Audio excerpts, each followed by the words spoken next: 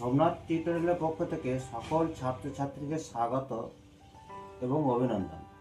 মাধ্যমিকের শেষ পর্যায়ে লাইফ সায়েন্সের শেষ চ্যাপ্টারের প্রশ্নগুলি হলো পরিবেশ ও তার সম্পদ এবং তাদের সংরক্ষণ। 100% পড়বে সোমনাথ টিউটোরিয়ালের পক্ষ থেকে। জীববৈচিত্র্য সংরক্ষণের GFM এর গুরুত্ব আলোচনা করো। ওর সঙ্গে যে দুটি প্রশ্ন দিতে পারে সেটা হচ্ছে WWF এবং IRB সম্পর্কে আলোচনা করো। এটি 3+3 থাকবে, 5 নম্বরের পুরো প্রশ্নটা থাকবে না। এই চ্যাপ্টারে কোনো প্রশ্ন 5 নম্বরের হবে না, 3+3, 2+3 এই ধরনের প্রশ্নগুলি থাকবে। বাঘ সংরক্ষণের কৌশল সম্পর্কে আলোচনা করো। জীববৈচিত্র্য সংরক্ষণের প্রয়োজনীয়তাগুলি লেখো। সুন্দরবন অঞ্চলে কুমিরের বিপন্নতার সম্ভাব্য কারণগুলি আলোচনা করো এবং একটি সরীসৃপ প্রজাতির বিপন্ন সংরক্ষণের ব্যবস্থাগুলি লেখো। এটাও 3+3। দেখবে তোমাদের পাশে দেওয়া আছে 3+3 প্রত্যেকটি প্রশ্ন। ভারতের এশীয় সিংহ এবং লাল পান্ডা সংরক্ষণের স্থান এবং পদ্ধতি সম্পর্কে আলোচনা করো। বায়োস্ফিয়ার রিজার্ভের মাধ্যমে সংরক্ষণের প্রচেষ্টাগুলিকে আলোচনা করো। 5 নম্বরের অপর একটি প্রশ্ন হলো নাইট্রোজেন চক্র এবং পরিবেশে নাইট্রোজেনের উৎসগুলি সম্পর্কে লেখো এবং নাইট্রোজেনের সরলাকৃত রেখাচিত্রটি অঙ্কন করো। 6 নম্বরের যে প্রশ্নটি হলো বায়ুদূষক হিসাবে বিভিন্ন গ্রিনহাউস গ্যাসগুলির কি ব্যবস্থা, ডিনাইট্রিফিকেশন এবং অ্যামোনিফিকেশনের মধ্যে পার্থক্য। তবে তোমরা এই চ্যাপ্টারের 5 নম্বরে যে প্রশ্নগুলো থাকবে সেই প্রশ্নগুলোর মধ্যে গুরুত্বপূর্ণ প্রশ্নগুলির পাশে আমি স্টার দিয়ে ভিডিওর মাধ্যমে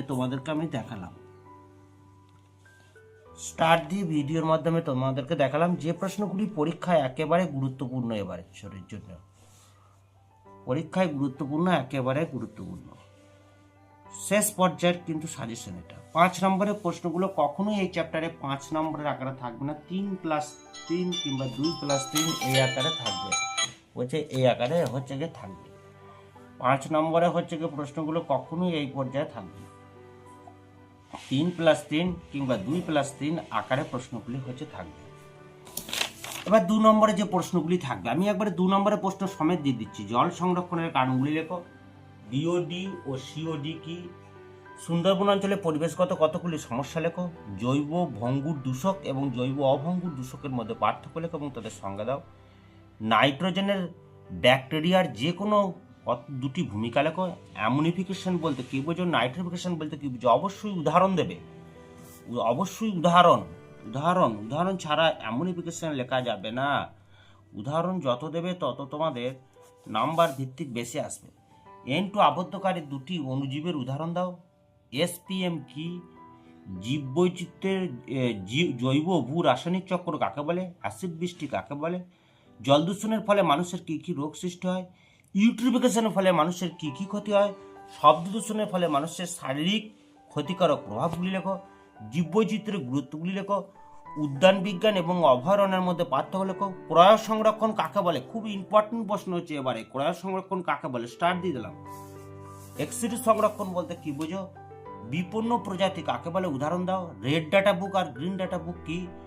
বায়োস্ফিয়ার রিজার্ভের স্থান এবং সংরক্ষিত প্রাণীর উল্লেখ করো। হটস্পট কি এবং হটস্পট নির্ধারকের শর্তগুলি লেখো। হটস্পটের গুরুত্বগুলি আলোচনা করো। এতগুলো প্রশ্ন থেকে তোমাদের ঘাবড়াবার কোনো কারণ নাই, কারণ এগুলো 2 নম্বরের প্রশ্ন আছে। এর মধ্যে 5 নম্বরের প্রশ্নগুলো অবশ্যই 3+2 এর আকারে পড়বে। স্টার দেওয়া প্রশ্নগুলো তোমরা মার্কিং করে যাবে। সোমনাথ টিউটোরিয়ালের পক্ষ থেকে সকল ছাত্রছাত্রীকে স্বাগত এবং মাধ্যমিকের শেষ পর্যায়ে শেষ অধ্যায়ে লাইফ সায়েন্সের শেষ চ্যাপ্টারের প্রশ্নগুলির মধ্যে গুরুত্বপূর্ণ সব যে প্রশ্নগুলো হলো এই 2 আর 5-এর মধ্যে থেকেই আসবে। 1 নম্বরে যে প্রশ্নগুলো পড়বে তোমরা ABTA টেস্ট পেপার কিংবা স্কুলের সংসদ সংরক্ষিত যে টেস্ট পেপারটি আছে সেটিকে ফলো করবে। 1 নম্বর প্রশ্নগুলো কমন পাওয়া যাবে। আমার চ্যানেলটি ভালো লাগলে অতি অবশ্যই তোমরা সাবস্ক্রাইব করে আমাকে আরও নিত্য নতুন ধরনের সাজেশন দিতে উৎসাহিত করো।